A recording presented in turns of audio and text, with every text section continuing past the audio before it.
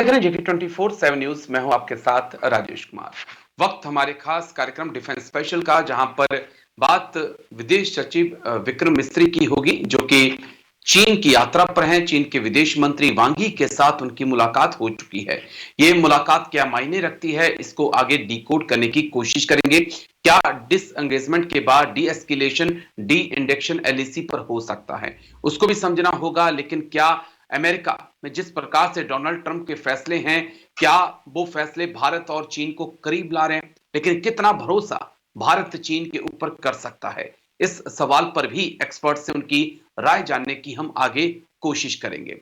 लेकिन क्या बांग्लादेश में भी तख्ता पलट होने वाला है? क्या आर्मी चीफ को हटाया जा सकता है बांग्लादेश में? आईएसआई के इशारे पर बांग्लादेश में अभी बहुत कुछ होना बाकी है।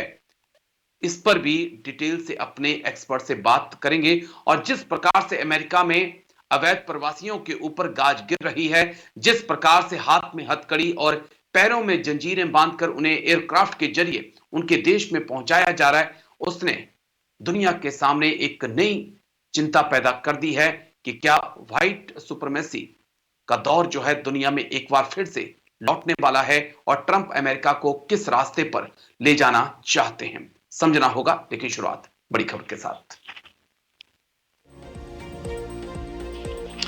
चीनी विदेश मंत्री वांग यी से मिले भारतीय विदेश सचिव। वांग यी और विक्रम मिस्री में कई मुद्दों पर बातचीत। भारत से सहयोग बढ़ाने के उपाय करेंगे, वांग यी बोले। दोनों देशों ने तनाव को बेहतर मैनेज किया, विक्रम मिस्री का बड़ा बयान। चीनी विदेश मंत्री से मिले भारतीय विदेश सचिव। वांग यी और विक्रम मिस्री में कई मुद्दों पर बातचीत हुई। भारत से सहयोग बढ़ाने के उपाय करेंगे, वांग यी बोले। दोनों देशों में तनाव को बेहतर मैनेज किया। चीनी विदेश मंत्री से मिले भारतीय विदेश सचिव। चीनी विदेश मंत्री से मिले भारतीय विदेश सचिव। वांग यी और विक्रम मिस्री के बीच अहम मुद्दों पर बातचीत हुई। भारत से सहयोग बढ़ाने के उपाय करेंगे, वांग यी बोले। दोनों देशों ने तनाव को बेहतर मैनेज किया, विक्रम मिस्री। चलिए जल्दी से एक बार ग्राफिक्स प्ले कर दीजिए, उसके बाद फिर एक्सपर्ट्स के पास हम चलेंगे, डिटेल से इस मुद्दे को समझने की कोशिश करेंगे। विक्रम मिस्री और वांग यी की मुलाकात। चीन के दौरे पर भारत के विदेश सचिव विक्रम मिस्री, चीनी विदेश मंत्री वांग यी से उनकी मुलाकात हुई। दोनों के बीच कई अहम मुद्दों पर लंबी चर्चा हुई। समझ और सहयोग पर दोनों ने फोकस किया। Next graphics. संदेह मनमुटाव से बचे दोनों देश, चीन की तरफ से कहा गया। 6 हफ्ते में दूसरी हाई प्रोफाइल विजिट भारत की तरफ से। इससे पहले एनएसए अजीत डोभाल दिसंबर के महीने में चीन गए थे। चीन चाहता है भारत से डायरेक्ट फ्लाइट जो है वो अब बीजिंग के लिए शुरू हो। चीन की बातों पर लेकिन भारत कितना भरोसा कर सकता है, इस मुद्दे पर भी डिटेल से आगे बातचीत होगी, क्योंकि ये बड़ा अहम सवाल है। क्योंकि चीन एक तरफ मीठी मीठी बातें कर रहा है, लेकिन दूसरी तरफ एलएसी पर जिस प्रकार से इंफ्रास्ट्रक्चर खड़ा किया जा रहा है, जिस प्रकार से तिब्बत में सैन्य तैयारियां की जा रही हैं, जिस प्रकार से बांग्लादेश और पाकिस्तान को भारत के खिलाफ खड़ा किया जा रहा है, वो कहीं ना कहीं बीजिंग के इरादों पर शक पैदा करता है। इसी को समझना होगा। हमारे साथ 2 खास मेहमान चर्चा में जुड़ चुके हैं। जाने माने defence expert major general Ashwini Kumar Srivastava join कर चुके हैं। बहुत बहुत शुक्रिया सर। जय हिंद। सबसे पहले थैंक यू समय देने के लिए। Thank you. जय हिंद राजेश। जय हिंद सर। हमारे साथ संजीव श्रीवास्तव विदेश मामलों के जानकार भी जुड़ चुके हैं। बहुत बहुत शुक्रिया संजीव जी। जय हिंद। Thank you sir. जय हिंद राजेश। चर्चा की शुरुआत brigadier major general Ashwini Kumar Srivastava आपके साथ मैं करूंगा सर। ये जो विक्रम मिस्री सर की चीन की विजिट है, वांग यी के साथ मुलाकात, दोनों देशों की तरफ से अच्छी अच्छी बातें, लेकिन एलएसी पर कुछ और हो रहा है, बीजिंग में बातचीत में कुछ और निकलकर सामने आ रहा है, इसे आप कैसे देखते हैं सर? हाँ बिल्कुल, देखो राजेश, ये सच्चाई है कि डिसएंगेजमेंट हो चुका है देपसांग से और डेमचोक से। और ये कार्रवाई हुई जब दोनों भारत के प्रधानमंत्री और शी जिनपिंग मिले थे कजान में, चाइना में ब्रिक्स समिट के साइड लाइन में। मगर उसके बाद कोई खास आगे प्रोग्रेस नहीं हुई है। वो है आपकी जो कि D escalation and D induction. क्योंकि अभी भी 60,000 के करीब ट्रुप्स वहीं बैठे हुए हैं, जिनके पास टैंक्स भी हैं, बस्तरबंद गाड़ियां भी हैं, उनके पास आर्टिलरी भी है। जब तक वो वापस नहीं जाएंगे खतरा बरकरार रहेगा। तो भारत ने ये कहा है जब तक अमन और शांति एलएसी पे नहीं आती तब तक हम आगे नहीं बढ़ सकते। तो ये मैं कहूंगा कि जो लद्दाख के अंदर ये कहना ठीक होगा कि किसी हिसाब से वहां पर सिचुएशन स्टेबल है मगर अभी भी सीरियस है। उसकी वजह यही है कि डी एस्केलेशन और डी इंडक्शन नहीं हुई है। तो कभी भी चीन जो है दोबारा अपनी पोजीशन जहां था पहले वहां आ सकता है। अब बात आती है कि चीन क्या चाहता है। देखो, चीन बार बार ये कहता रहा है कि आप बॉर्डर के इशू को साइड में रखें और जो बाकी ट्रेड के बारे में और दूसरी चीजों के बारे में उनको अलग रखें, वो रिलेशनशिप रखें। और भारत ने कहा है ये लिंक है। जब तक एलएसी पे अमन और शांति नहीं होगी बॉर्डर पे, तब तक दूसरे रिलेशन अच्छे नहीं हो सकते। तो ये भारत बार बार बता रहा है। मगर चाहता क्या है चीन? देखो, चीन जी का जो ट्रेड भारत से है वो 120-130 बिलियन डॉलर से ज्यादा है। और वो जो ट्रेड है वो फेवर में है चीन के। चीन चीन के। 80% वहां पर वो एक प्रकार एक्सपोर्ट करता है, और भारत करीब की 20 से 22 बिलियन डॉलर है। और वो उसको बढ़ाना चाहता है। वो जो भारत की मार्केट को देख रहा है, वो चाहता है भारत में और इन्वेस्टमेंट करे। क्योंकि ये भी सच्चाई है, चीन की इकॉनमी इतना अच्छा नहीं कर रही थी, उसको जी एक प्रकार से मार्केट चाहिए, और वो भारत की मार्केट है। दूसरा बड़ा इंपॉर्टेंट चीज जो है कि कहीं ना कहीं चीन की इकोनॉमी डिगमाई, उसकी सप्लाई चेन भी जो वहां से हट के जा रही थी, वियतनाम, इंडोनेशिया, भारत भी, तो वो उसको भी अरेस्ट करना चाहता है। वो नहीं चाहता कि कोई सप्लाई चेन वहां से जाए, स्पेशली सेमीकंडक्टर चिप्स की। तो उसको भारत की एक बड़ी मार्केट नजर आई, वो एफडीआई करना चाहता। उस पर भी भारत ने रिस्ट्रिक्शन लगा रखी थी। तो जी सच्चाई यह है कि भारत के वो लुभाने की कोशिश करेगा। वो ये दिखाने की कोशिश करेगा कि सब कुछ ठीक है एलएसी पे, और इसलिए व्यापार को बढ़ाए। मगर चीन पे भरोसा नहीं कर सकते। दूसरा, जो बांग्लादेश में सिचुएशन हो रही है, उसका भी भरपूर इस्तेमाल चीन उठ करेगा। क्योंकि अभी जैसे वहां स्थिति है, वहां पर जी मोहम्मद यूनुस के कंट्रोल में कोई चीज नहीं है। वहां पर रेडिकलाइजेशन बढ़ रहा है। जमात इस्लामी और जमात और मुजाहिदीन जो हैं, स्पेशली बांग्लादेश, वो सक्रिय हैं। अब ये भी सुनने में आया वहां पर तख्ता भी बदला जा सकता है। तो इसके अंदर भी चीन इन्वॉल्व है। चीन चाहता है कि अपना दबदबा बढ़ाए बांग्लादेश में। तो चीन पे जी भरोसा मुझे नहीं लगता ठीक रहेगा। हमें सोच समझ के चलना है, राजेश। जी। मैं फिर आता हूं सर आपके पास, मिलिट्री पॉइंट ऑफ व्यू से कुछ और चीजें मैं समझने की कोशिश करूंगा। लेकिन संजीव जी, आपके पास मैं आ रहा हूं। क्या जिस प्रकार से डोनाल्ड ट्रंप अमेरिका की सत्ता में वापस आए हैं, तब से ब्रिक्स को लेकर, भारत को लेकर, चीन को लेकर कई बयान सामने आ चुके हैं, और कुछ ऐसे कदम उठाए जा रहे हैं जो सीधे तौर पर भारत हो, चीन हो या कोई दूसरा देश हो, उसके ऊपर उसका असर पड़ता हुआ दिखाई पड़ रहा है। क्या डोनाल्ड ट्रंप की वापसी भारत और चीन को एक बार फिर करीब ला रही है, या वाकई में सीमा का जो एक पूरा विवाद है उसको सुलझाने के लिए चीन मन बना चुका है सर? देखिए राजेश जी, यदि चाइना ने ऐसा कोई मन बनाया है तो इससे अच्छा कुछ नहीं हो सकता।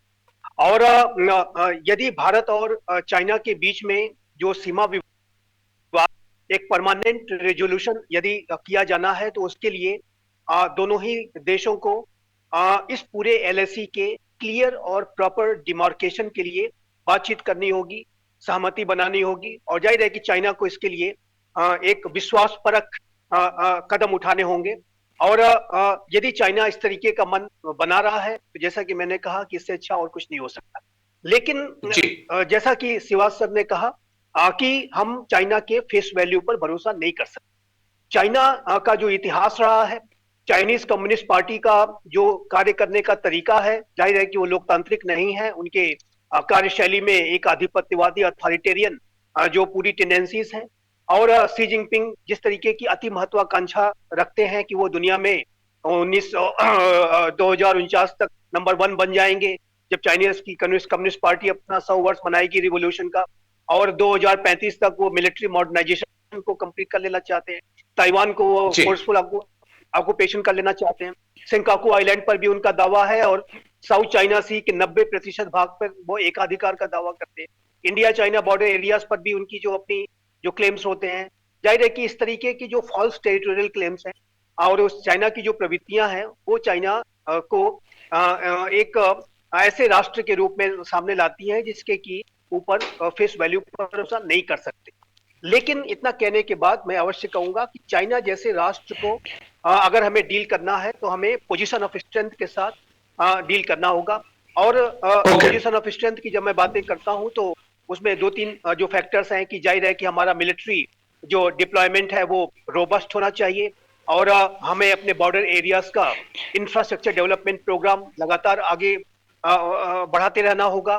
साथ ही साथ जी इंटरनेशनल जो पार्टनरशिप्स हैं चाइना के चैलेंज को लेकर के क्वाड जैसे इनिशिएटिव्स को भी आगे बढ़ाना होगा और अपनी जो कॉम्प्रहेंसिव नेशनल पावर है उसको भी बढ़ाना होगा। कल अभी हमने 26 ठीक सर जनवरी का पर्व मनाया और मैं तमाम चैनल्स पे जो मुझे मौका मिला बोलने का मैंने यही कहा कि कॉम्प्रहेंसिव नेशनल पावर को लगातार हमें बनाना होगा और ये भारत के लिए भी अच्छा है और भारत के पड़ोसी राष्ट्रों से भी हमें अगर बेहतर तरीके से डील करना है, चाइना जैसे राष्ट्रों से, पाकिस्तान जैसे राष्ट्रों से और यूनाइटेड स्टेट्स ऑफ अमेरिका, जाहिर है कि वो अपने हितों के बारे में सोच रहा है तो भारत को भी अपने हित के बारे में सोचना चाहिए। डोनाल्ड ट्रंप यदि बिल्कुल सर मेक अमेरिका ग्रेट बनाने की बात कर रहे हैं तो हमें भी विकसित भारत बनाने की दिशा में तेज गति से बढ़ना चाहिए। तो हर तरीके से, हर एक लहजे से कंप्रहेंसिव नेशनल पावर को विकसित करना भारत के प्रत्येक नागरिक की जिम्मेदारी है और इसको हमें ठीक है लगातार सर करते रहना होगा। तो मेरा ऐसा मानना है राजेश जी कि चाइना के साथ ये जो एंगेजमेंट्स हैं ये कंस्ट्रक्टिव है और चाइना के फेस वैल्यू पे ये नया भारत भरोसा नहीं करता है। लेकिन यदि China concrete steps on the ground लेकर के दिखाएगा, यदि चाइना कुछ ऐसे कदम लेके दिखाएगा जो कि सकारात्मक होंगे तो भारत उसका सकारात्मक जवाब भी देगा। जैसा कि आपने देखा कि ठीक है कजान में जब एक सहमति बनी और कि डिसएंगेज करेंगे तो भारत ने कहा ठीक है हम डिसएंगेज करेंगे और हमने भी यथोचित कदम उठाए और एक डिसएंगेजमेंट पूरा हो गया है। लेकिन भविष्य में जो चाइना की जो प्रवृत्तियां हैं उसको ध्यान में रखते हुए हमें अपनी पोजीशन ऑफ स्ट्रेंथ को बना के रखना होगा। और चाइना का ठीक है चैलेंज सर मैं राजेश जी आता एक हूँ लॉन्ग टर्म का चैलेंज है। ये शॉर्ट टर्म भी है, उस मीडियम भी है और एक लॉन्ग टर्म का चैलेंज है और इस बात को हमें ध्यान में उसको रखना फेस हमें करना है। ठीक है मैं आता हूं सर, फिर आता हूं आपके पास, लेकिन मैं अश्विनी श्रीवास्तव सर आपके पास आ रहा हूं। मेजर जनरल ए के श्रीवास्तव सर एक चीज समझाइए, क्योंकि जिस प्रकार से कजान में बातचीत हुई, एनएसए डोभाल उसके बाद गए, उसके बाद हम देख रहे हैं कि विदेश सचिव अब बातचीत कर रहे हैं। डिसएंगेजमेंट की बात करें तो वो भी दो जगह डेपसांग डेम चौक में हो चुकी है, अच्छी अच्छी बातें हो रही हैं। लेकिन क्या कारण है, दूसरी तरफ हम देख रहे हैं कि चीन लगातार पाकिस्तान की आर्मी, एयरफोर्स, नेवी को मजबूत करने में लगा है। चीन अब बांग्लादेश के अंदर अपनी मौजूदगी को बढ़ा रहा है, चीन म्यांमार के अंदर अपनी मौजूदगी को बढ़ा रहा है। एक तरफ आपके साथ बातचीत जारी है कि नहीं सब कुछ ठीक है, लेकिन दूसरी तरफ आपके पड़ोसियों को आपके खिलाफ करने में वो लगा हुआ है। क्या इसके पीछे कोई अलग सी कोई प्लानिंग काम कर रही है सर बीजिंग में? हाँ बिल्कुल, देखो बिल्कुल सच्चाई क्या है राजेश, चीन भारत को प्रेशर में डालना चाहता है और ये सोचना कि क्या कोई सोल्यूशन निकल जाएगा लाइन ऑफ एक्चुअल कंट्रोल का, क्या ये डिमार्केशन हो जाएगी बाउंड्री ग्राउंड पे, वो मुझे लगता है कि नियर फ्यूचर में कुछ ऐसा होने वाला है और एलएसी हरदम ही वोल्टाइल रहेगी। मगर ये भी सच्चाई है कि चीन जो है आपको चारों तरफ से घेरने की कोशिश है। अगर आप देखें कि जिस प्रकार से उसने अपने पोर्ट कुआ कपू और कोको आइलैंड में म्यांमार में, और उसके बाद जी चिटागोंग में बांग्लादेश में, हामन टोटा श्रीलंका में, और मालदीव के दो आइलैंड में उसने अपने पोर्ट बना लिए हैं, जिबूटी ईस्ट अफ्रीका में, और ग्वादार पाकिस्तान में। अगर आप देखें ये पूरा का पूरा चेन है, एक प्रकार आपको घेरने की कोशिश है। और ये भी सच्चाई है, वो उकसाता है वो छोटे छोटे देश जो भारत के चारों तरफ हैं उनको भारत के विरुद्ध। अगर आप पाकिस्तान को देखें तो वो पाकिस्तान को, ये चाइना पाकिस्तान इकोनॉमिक कॉरिडोर जहां उसने पहले 62 बिलियन डॉलर, अभी कहते हैं कि 100 बिलियन डॉलर से ज्यादा इन्वेस्ट किया है पाकिस्तान को, वो हरदम हथियार और जो भी इकोनॉमिक सपोर्ट दे रहा है वो इसीलिए दे रहा है कि वो भारत के लिए प्रॉब्लम बने। और वो ये चाहता है कि कहीं ना कहीं भारत को अंडर प्रेशर रखना चाहिए। भारत की इकोनॉमी जो है उस पर ध्यान ना हो, बल्कि मिलिट्री की तरफ ज्यादा ध्यान रहे भारत का। और इसी प्रकार से उसने नेपाल में भी और किसी हद तक उसने बांग्लादेश में, अब बांग्लादेश में उसको बड़ी अपॉर्चुनिटी मिल गई है, उसका वो भरपूर फायदा उठाएगा कि वहां पर अपना पैर जमाएगा, आगे के लिए अपनी बेसिस लेने की कोशिश करेगा, हथियार उसको देगा। जी तो ये सच्चाई है कि आप चीन के ऊपर तो भरोसा नहीं कर सकते, आप चीन को काउंटर कर सकते हो। और चीन को काउंटर करने का तरीका यही है कि आप भी उतने ताकतवर बनो जितना चीन है। और उसमें सबसे पहले आता है कि आपका इंफ्रास्ट्रक्चर डेवलपमेंट जो है, लद्दाख से अरुणाचल प्रदेश, जहां पर आपका लैंड बॉर्डर मिलता है चीन से, उसको आपको मजबूत करना पड़ेगा। आपको सड़कें बनानी पड़ेंगी, लॉजिस्टिक बिल्डअप और बेटर बनाए, एयरफील्ड आगे बनानी पड़ेंगी, टनल जो हम जी बना रहे हैं वो और भी बनानी पड़ेंगी। Point one. पॉइंट दो क्या है कि आपको अपनी फौज को मॉडर्नाइज करना पड़ेगा। आपके जो हथियार हैं उनको बेटर करना पड़ेगा, चाहे वो आर्मी है, एयरफोर्स है, नेवी है। थिएटराइजेशन की जो बात हो रही है उसको भी हमने जल्दी से जल्दी पूरा करना पड़ेगा। अगर मैं ये कहूं कि नेवल पावर बहुत इंपॉर्टेंट रोल प्ले करेगी चीन के साथ, क्योंकि ये इंडियन ओशन में जिस प्रकार से चीन अपना दबदबा बना रहा है, जहां पर उसकी जी न्यूक्लियर पावर सबमरीन हैं, कम से कम 10 सबमरीन दूसरी भी हैं। तो ऐसे में हमें अगर उसको प्रेशर में रखना है, क्योंकि हम मलक्का स्टेट ब्लॉक कर सकते हैं मगर वो ज्यादा देर टिकेगा नहीं, क्योंकि चीन जिस प्रकार से अपना दबदबा इंडियन ओशन बना रहा है वो भी हमारे लिए कॉज ऑफ कंसर्न है। तो हमें अपनी नेवी को मॉडर्नाइज करना पड़ेगा, थर्ड एयरक्राफ्ट कैरियर रखना पड़ेगा और सबमरीन की स्ट्रेंथ बनानी पड़ेगी। एयर पावर में बहुत ज्यादा है, क्योंकि 42 स्क्वाड्रन बिल्कुल की बिल्कुल जरूरत है हमें, और आज हमारे घट के 30 स्क्वाड्रन रह गए हैं। और जो जैगुआर मिराज 2000 मिग 29 ये भी आने वाले समय के अंदर फेज आउट हो जाएंगे। तो भारत के लिए चिंता का विषय है कि हमने अपनी एयर पावर को और बनाना है। हम एमका की बात कर रहे हैं, हम तेजस मार्क 1 अल्फा और 2 की जी बात हो रही है, मगर ये सच्चाई है हमें और ध्यान देना पड़ेगा अपनी मॉडर्नाइजेशन पे, तीनों फौज की उसमें। इसी प्रकार से जो ठीक है हथियार सर हमें चाहिए फ्रॉम आर्मी पॉइंट ऑफ, तो टू सम अप आपको एक चीज रखना पड़ेगा, चीन पे भरोसा नहीं कर सकते। चीन की जो भी अभी स्ट्रेटेजी है वो है आपको अंडर प्रेशर करने की। वो आपके साथ जो भी पड़ोसी देश हैं उनका इस्तेमाल आपके अगेंस्ट करेगा, आपको उकसाएगा। दूसरा ये है वो लंबी रेस के घोड़े हैं, उन्होंने इंडियन ओशन में अपना बरकरार रखेंगे, क्योंकि सी लेन वहीं से जाती है, 40 से 50% ठीक वर्ल्ड का जो ट्रेड है वहीं से जाता है। तो ये भी इंपॉर्टेंट चीज है, ये भी हमें ध्यान देनी पड़ेगी।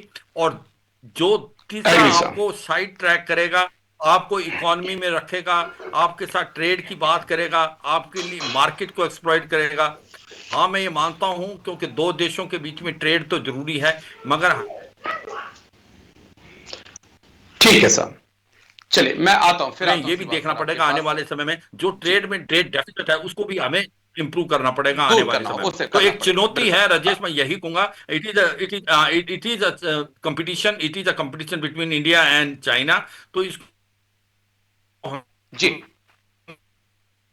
ठीक है बड़े सोच समझ के आगे चलना पड़ेगा राजेश। चलिए संजीव जी मैं आपके पास आ रहा हूं संजीव जी लेकिन एक सिक्के का दूसरा पहलू जो मैं देख रहा हूं कि कहीं चाइना ऐसा तो नहीं है कि भारत के साथ इस वक्त अच्छी बातें करके टाइम को वाई कर रहा है वो क्योंकि फर्स्ट फोकस उसका ताइवान है फिर फिलीपींस है जापान है तो भारत के साथ रिश्तों को अच्छा बनाकर या दिखाकर वो अपनी तैयारी जो है फिलीपींस ताइवान और जापान के लिहाज से कर रहा है राजेश जी, ये आपने बहुत अच्छा प्रश्न किया है। और इस चीज को भी ध्यान में रखते हुए, एक पॉइंट को ध्यान में रखते हुए, भारत को जो भी समय मिल रहा है कि जिसमें कि हमारा चाइना के साथ एक स्थिर संबंध बना हुआ है, उसमें भारत को अपनी ताकत को अधिक से अधिक विकसित करना होगा। और अगर चाइना टाइम बाई कर रहा है तो उस समय का उपयोग भारत को भी करना चाहिए। और भारत को, जैसा कि श्रीवास सर ने कहा, कि हमें अपने सबमरीन्स को की जो फ्लीट है उसको और अधिक बढ़ाने की जी आवश्यकता है। हमें अपने एयरक्राफ्ट के जो स्क्वाड्रंस की संख्या और अधिक बढ़ाने की आवश्यकता है। और मेरे असेसमेंट के मुताबिक कम से कम ये 44 होने चाहिए, और जिसमें कि 5th जनरेशन के फाइटर जेट्स भी होने चाहिए। साथ ही साथ भारत को हाइपरसोनिक वेपन्स को भी लगातार तेज गति से डेवलप करने की आवश्यकता है।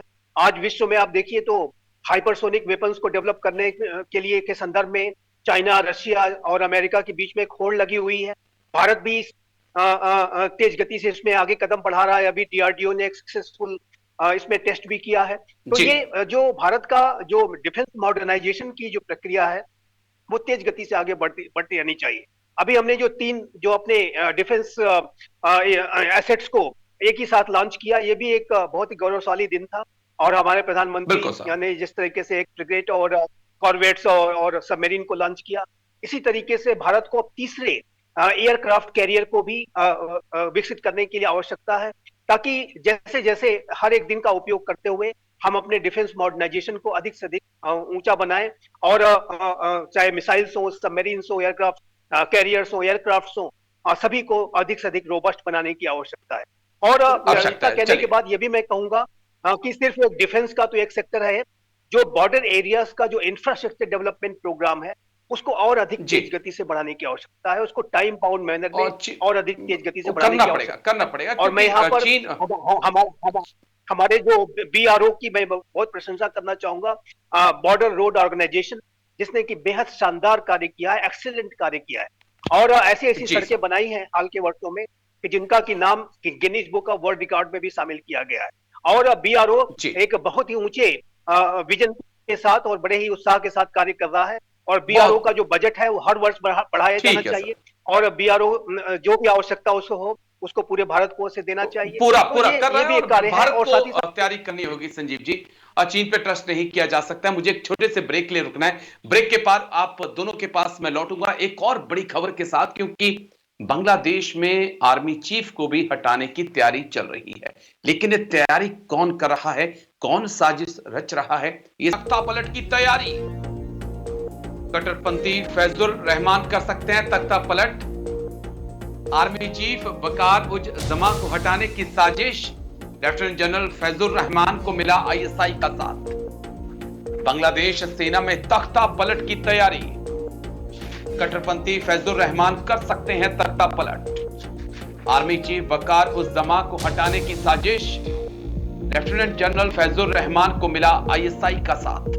जल्दी से ग्राफिक्स एक बार डिटेल से जानकारी, उसके बाद सिवाच सर के पास हम चलेंगे, क्योंकि हालात लगातार बांग्लादेश में बिगड़ रहे हैं। सेना प्रमुख वकार उज जमा का तख्ता पलट हो सकता है। लेफ्टिनेंट जनरल मोहम्मद फैजुल रहमान की साजिश की बात चल रही है। उनके साथ लेफ्टिनेंट जनरल मोहम्मद शाहीनुल हक भी हैं और मेजर जनरल मोहम्मद मोइन शामिल हैं, जो कि आर्मी चीफ को हटाना चाहते हैं। आईएसआई चीफ से मिले थे लेफ्टिनेंट जनरल फैजुल रहमान। उन्होंने ही ढाका में स्वागत किया था उनका। डीजीएफआई से, जो कि बांग्लादेश की खुफिया एजेंसी है सेना की, उससे समर्थन चाहते हैं फैजुल रहमान। अगर यहां से समर्थन मिल गया तो फिर जमा का भी काम तमाम। बांग्लादेश की सैन्य खुफिया एजेंसी है डीजीएफआई, कट्टरपंथियों को नहीं भा रहे हैं जमा, जो कि आर्मी चीफ हैं। जमा को मध्यमार्गी कहा जाता है। वो चाहते हैं कि भारत के साथ भी अच्छे संबंध हों। बेशक पाकिस्तान के साथ संबंध हो, लेकिन भारत के साथ संबंधों को ना बिगाड़ा जाए। लेकिन फिलहाल उनके तख्ता पलट के कयास इस वक्त चल रहे हैं। हम एक्सपर्ट्स के पास चलेंगे। मेजर जनरल एके सिवाच सर, समझाइए थोड़ा सा। अभी हाल ही में हमने देखा कि शेख हसीना का तख्ता पलट हुआ और अब खबरें आ रही हैं कि बांग्लादेश में आर्मी चीफ को भी हटाया जा सकता है। और फिलहाल ढाका में इस्लामाबाद ने पूरी स्क्रिप्ट आकर लिख दी है। सब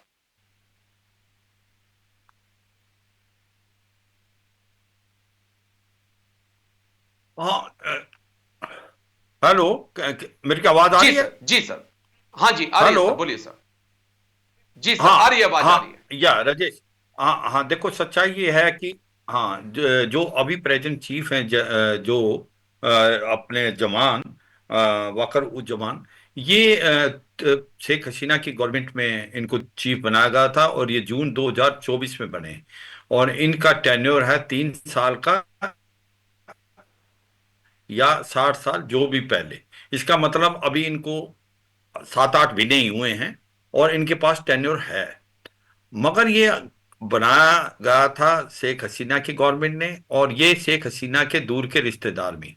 तो इनका जो पक्ष है वो भारत की तरफ झुकाव में था, इसमें कोई शक नहीं है, और वो अभी भी भारत से अच्छे रिलेशन चाहते हैं।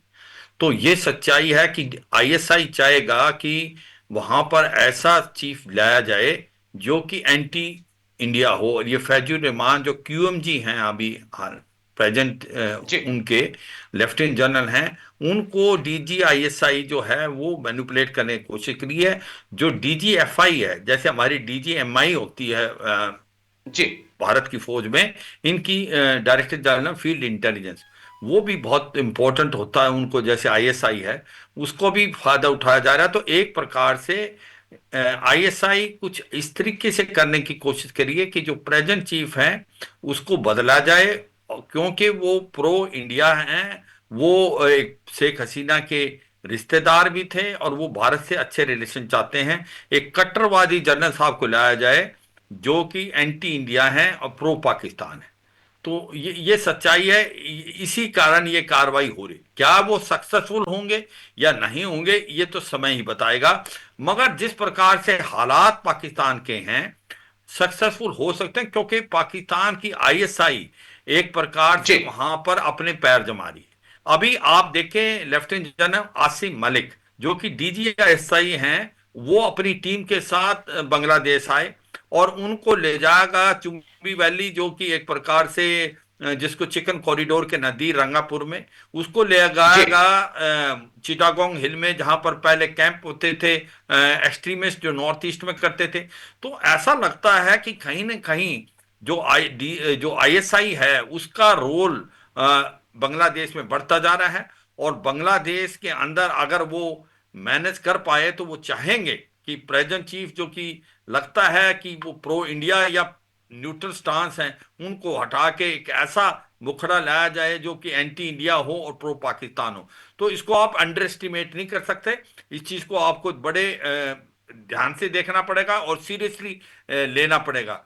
कुछ एक चंद एक और जी बातें हैं कि जो बॉर्डर गार्ड बांग्लादेश है वो ओके सर। ज्यादा पावरफुल होती है पाकिस्तान की फौज, बांग्लादेश की फौज से। बांग्लादेश की क्योंकि फौज से बॉर्डर जी गार्ड बांग्लादेश के अंदर जो ऑफिसर हैं वो सारे के सारे एक प्रकार आर्मी से आते हैं, इंडियन आर्मी से, बांग्लादेश आर्मी से आते हैं।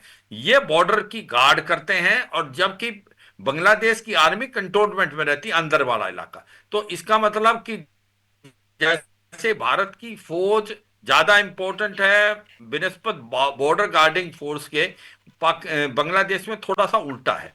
और आपको पता ही ओके है कि 2009 के अंदर वहां पर एक कू हुआ था, जो कि जिसको बॉर्डर गार्ड बीडीआर बोलते थे, बांग्लादेश राइफल, उन्होंने किया था। और उन्होंने 30 के करीब ऑफिसर जो थे बांग्लादेश आर्मी के, उनको मार दिया था। तो यह सच्चाई है कि आज की हालात में पाकिस्तान की आईएसआई पूरा जोर लगाएगी कि किसी तरीके से तख्ता बदला जाए और ऐसा मुखड़ा बिठाया जाए बांग्लादेश की चीफ ऑफ आर्मी स्टाफ जो कि प्रो पाकिस्तान हो, प्रो आईएसआई हो। और मुझे लगता है इस पे ठीक है सर। भरपूर कोशिश होगी। क्या ये सक्सेसफुल होता है नहीं होता ये टाइम बताएगा। ये भारत के लिए एक बहुत बड़ी चुनौती है कि इसको काउंटर कैसे किया किया जाएगा। चलिए मैं लौटता हूं सर, एक और मेरे पास पॉइंट है, मैं समझूंगा आपसे, लेकिन संजीव जी मैं आपके और पास आ रहा हूं। इसको संजीव जी यकीन क्या, वो रहता है 3 जी साल ठीक है श्रीवास्तव, मैं आता हूं फिर आपके पास, लेकिन संजीव जी क्या भारत को अब बांग्लादेश को बताना होगा कि ये रेड लाइन है, इस रेड लाइन को आप क्रॉस मत करिएगा। अगर आप इस रेड लाइन को क्रॉस करते हैं, आप इस्लामाबाद से रिश्ते बनाइए, आईएसआई को बुलाइए, जो मर्जी करिए, लेकिन ये भारत की रेड लाइन है। अगर इससे आप क्रॉस करेंगे तो फिर हमें सख्त कदम उठाने पर मजबूर होना होगा। देखिए राजेश जी, बांग्लादेश में जो घटनाक्रम हो रहे हैं वो बेहद चिंता का विषय है। और भारत के लिए भी ये अनेक चुनौतियां पैदा कर सकता है।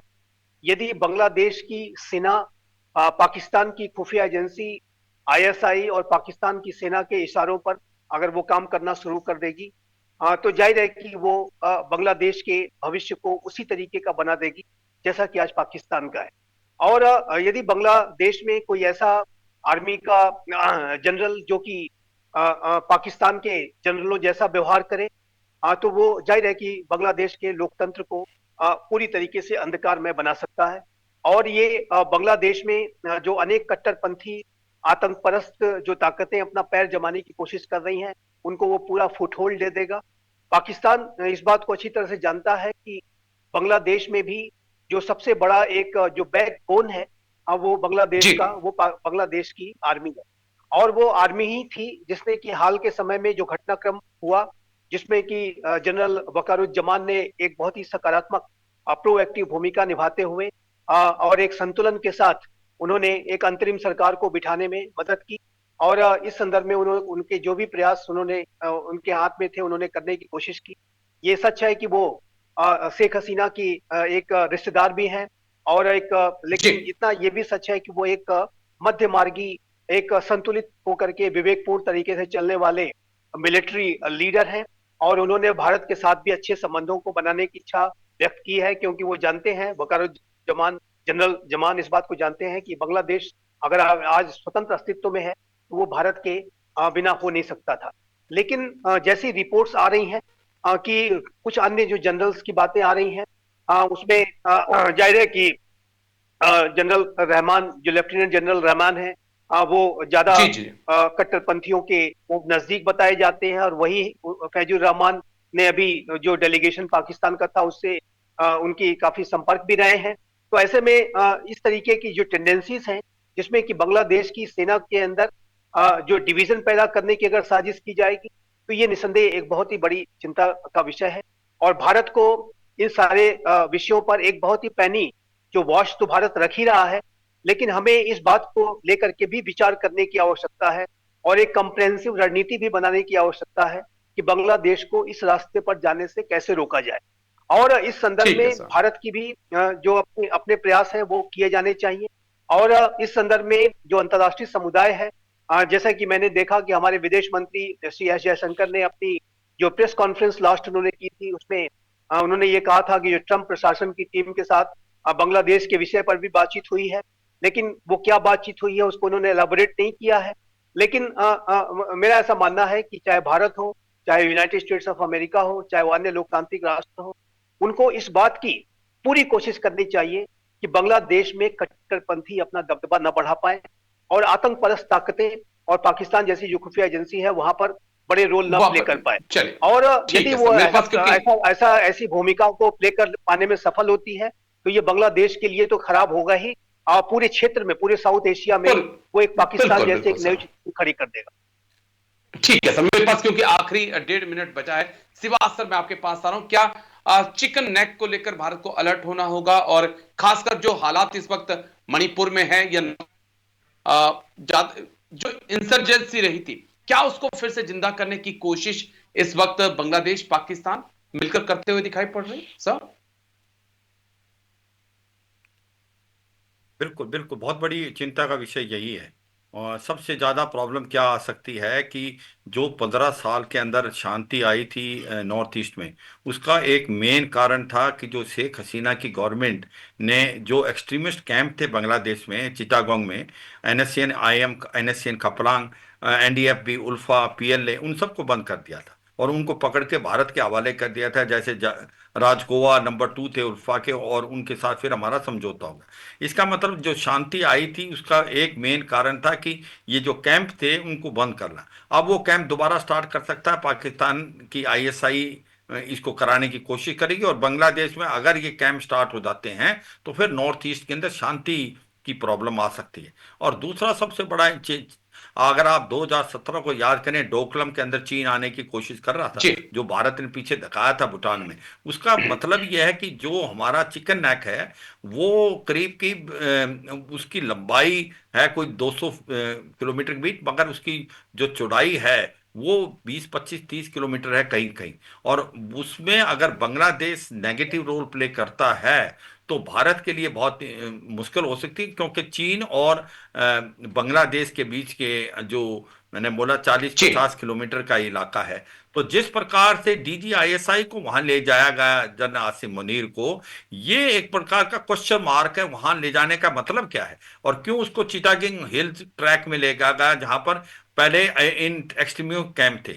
और जो बात जनरल फैजुर रहमान की हो रही थी, वो पहले DGFI भी रह चुके हैं, डायरेक्टर जनरल फील्ड इंटेलिजेंस, वो भी उनकी क्वालिफिकेशन। तो ओवरऑल मुझे लगता है पाकिस्तान की ISI मैनिपुलेट कर रही है बांग्लादेश में कि कौन अगला चीफ होना चाहिए और किस प्रकार से एंटी इंडिया सेंटीमेंट वहां पैदा हो सकते हैं। और ये भारत को प्रोएक्टिव स्ट्रेटेजी करनी पड़ेगी। आप ये सोचोगे अपने आप चीजें शेप अप होंगी, वो नहीं होंगी, क्योंकि बांग्लादेश की पास्ट हिस्ट्री आपको बताती है 1975 में क्या हुआ, 1981 में क्या हुआ, 1996 में क्या हुआ। अगर आप इसको दूर से ही देख के सोचते रहेंगे ये होगा, ये नहीं होगा। जिस प्रकार से आपको सिचुएशन अभी आई है बांग्लादेश के अंदर, आपने और हमने थोड़ा समय का अभाव है, माफी चाहूंगा सर जी, माफी चाहूंगा, समय का थोड़ा सा अभाव है। लेकिन बहुत बहुत शुक्रिया मेजर जनरल अश्विनी कुमार श्रीवास्तव, बहुत बहुत शुक्रिया संजीव श्रीवास्तव जी, आपका मेरे साथ जुड़ने के लिए, तमाम पहलुओं पर इतनी बारीकी से अपनी बात रखने के लिए। सर, डिफेंस स्पेशल में आज इतना ही, कल फिर होगी मुलाकात, दीजिए इजाजत, नमस्कार।